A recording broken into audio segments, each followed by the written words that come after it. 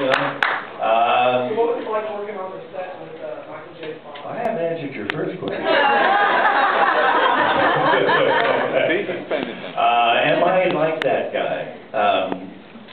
Yeah, there's a part of me, I think, that is a bit spoiled. You know, I mean, he was a rich guy from Connecticut. You know, grew up in a rich family, always had servants and people who did things for him. And that's sort of what happened in the office situation. You know, he had Michael and he had everybody else sort of covering his butt for him. You know, but the few episodes which I wanted them to make Mayor Winston actually have some reason to be there and actually make a good decision.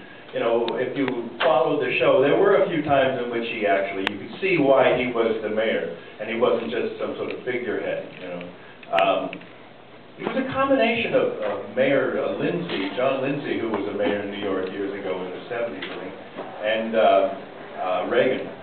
Ronald Reagan. So, you know, Lindsay had the sort of Hollywood good looks, and he was sort of and then Reagan, who always carried the cards around and read all of his speeches. So I sort of put a combination of two of those together, and it was interesting being a foil for Michael, because Michael was so kinetic and had great energy, and so I had to always pull it back and be sort of thoughtful in my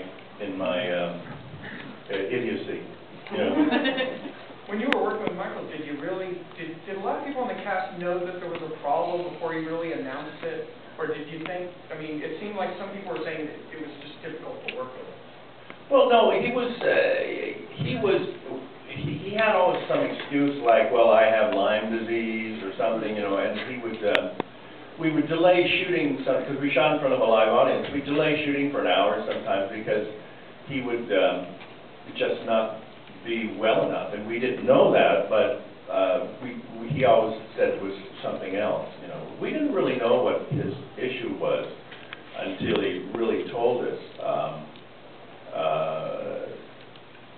And then he had the operation, I think, during the summer before the last season, where it's sort of, you know, one of those things where you go into your brain and you stop and it worked for a while, but unfortunately it's been a slow downward progression.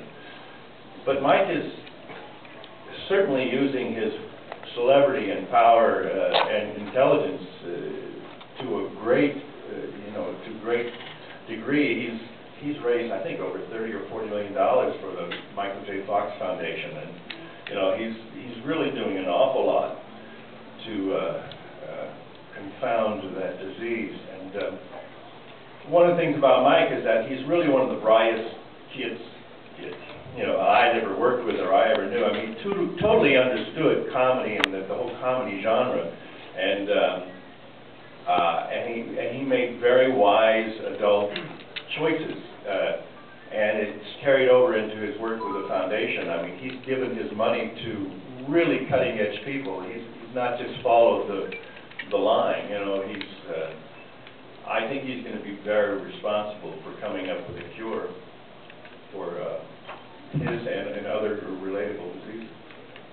Did I answer your question? Or did I come up really stupid?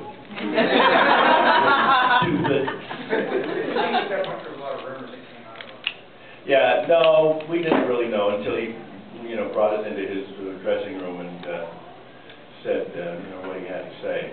And it was a very sad moment. And you know, we saw elements of him. Actually, we were doing a scene in Central Park in which he was skating, and he had a gag, or he had to skate down, chasing, I think, a baby carriage, and he had to go up a ramp and fly into the seal pond or something, and he just couldn't.